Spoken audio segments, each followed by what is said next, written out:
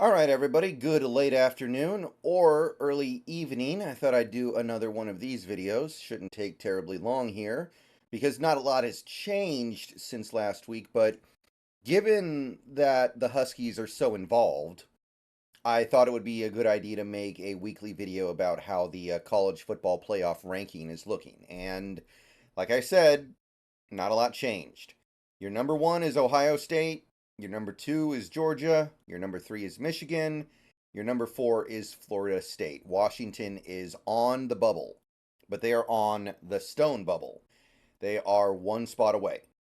Now, again, I think that Michigan should be ranked ahead of Ohio State. I would go Michigan, Georgia, Ohio State, Florida State.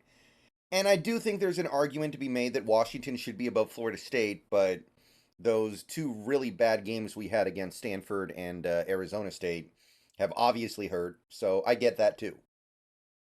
Seriously, though, I think Michigan and Georgia should be 1 and 2, but whatever. That has nothing to do with me.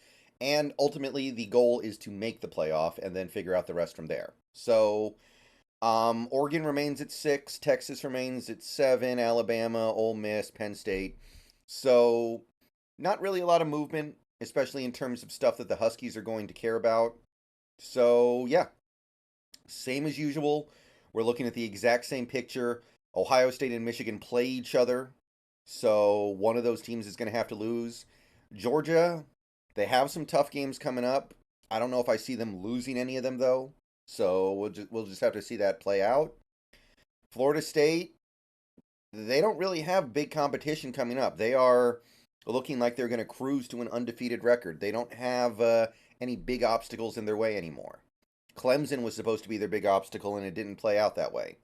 So there's not a big margin of error for Washington. They may need to win out. And if they're going to lose a game, it just can't be the game against Oregon that is inevitably going to happen in the Pac-12 championship game. So we're going to get the rematch with Oregon.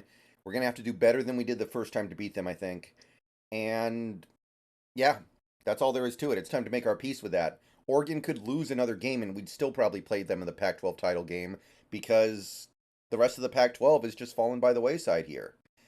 Like USC is now unranked. I know Oregon State is in the top 12, but I haven't been too impressed with them lately, so I don't feel like they're going to make a serious play for it. They're going to have to go on a super hard tear here to even be in the conversation. And who else? Like UCLA, I saw UCLA get embarrassed by Arizona a couple days ago. So it's Washington and it's Oregon, and I think that's about all there is to say. So yeah, just keep winning. You'll get in, but you don't really have any margin for error. I don't think one loss Washington would get in over one loss Ohio State or one loss Michigan, even if our one loss comes with a Pac-12 title because we lose to a team like Utah and then you beat Oregon in the Pac-12 title game. So no margin for error, just got to keep winning. This would not be a problem if we had just played better against Stanford and Arizona State. So we'll see how it goes, but hey, we didn't get worse.